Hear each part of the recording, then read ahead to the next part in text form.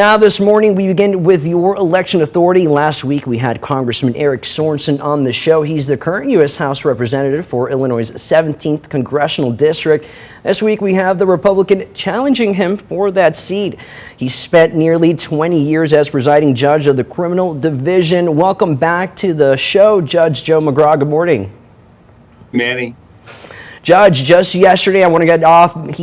President Biden announced an overhaul of the Supreme Court. Reforms would target presidential immunity, term limits, and a mandatory ethic rules. Now, Judge, you have better experience than anyone else. What do you think about this? And do you think the Supreme Court needs this kind of oversight? First of all, let's point out this is political theater on the part of the administration. There already is accountability for the Supreme Court, like any other person, like the president, and that's called impeachment. If the parties or the individuals in the government believe that the Supreme Court justices have committed an impeachable offense, they know what the procedure is, and it starts with the articles of impeachment, proceeds through that path. Our founding fathers, through Article 3 of the Constitution, intended there to be a separation of powers, and so currently Congress has no authority to do that. But of course, anything that will increase public confidence in the judiciary through its own internal regulations is a good idea.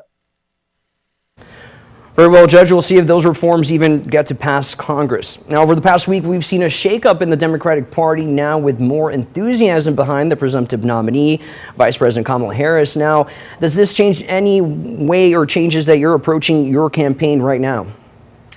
Not at all. Kamala Harris and President Biden both come from the same schools of thought. Perhaps she's even more radical than he is.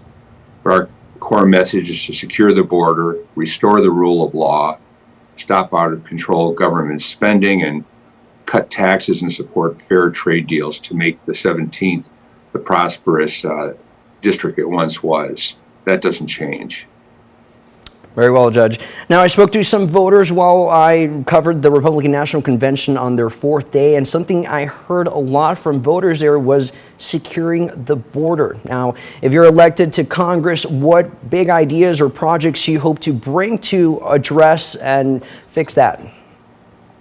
Well, we've mentioned that from day one. That's one of the things that influenced me to step into this race was wide open borders. I saw firsthand the drugs and the crime that were coming into all the various communities in the 17th Congressional District.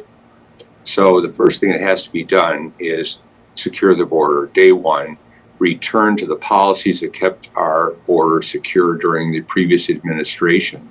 Remain in Mexico policy, secure the border, let Border Patrol enforce the law instead of tying their hands. And when we do that, we'll take a powerful first step towards securing that border. And then the aftermath is to sort out who do we have here, why are they here, are they a danger to us, and do they need to be removed?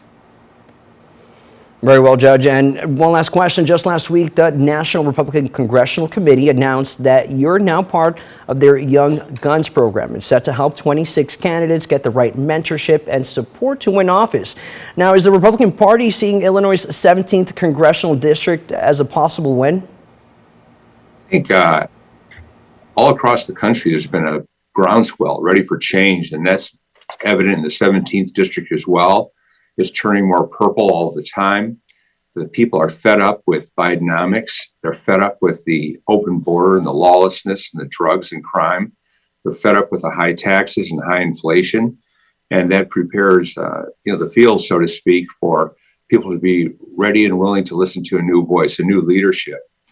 And I'm honored to be part of the Young Guns because it shows that the party and recognize the country's ready for a change and the 17th is ready for a change. Most definitely, Judge. We've seen the 17th District, won by slim margins, so we'll be sure to be paying close attention to it this year around. Judge, what's one big issue that you're seeing in the campaign trail? I know you've held a lot of campaigning events.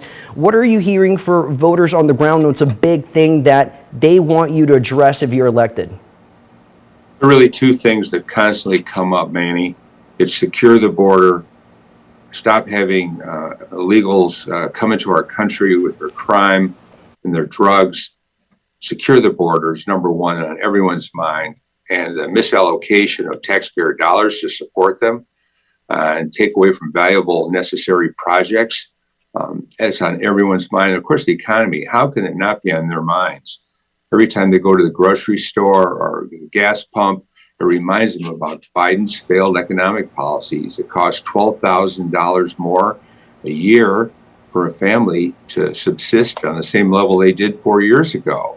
So the inflation is up, and the people aren't buying what they're being sold. When they're told inflation is down, people aren't buying it because their reality tells them that inflation is up, and it's harder and harder to sprint just to keep up. Most definitely, Judge. Two big issues that we'll be paying close attention to: the economy and border security.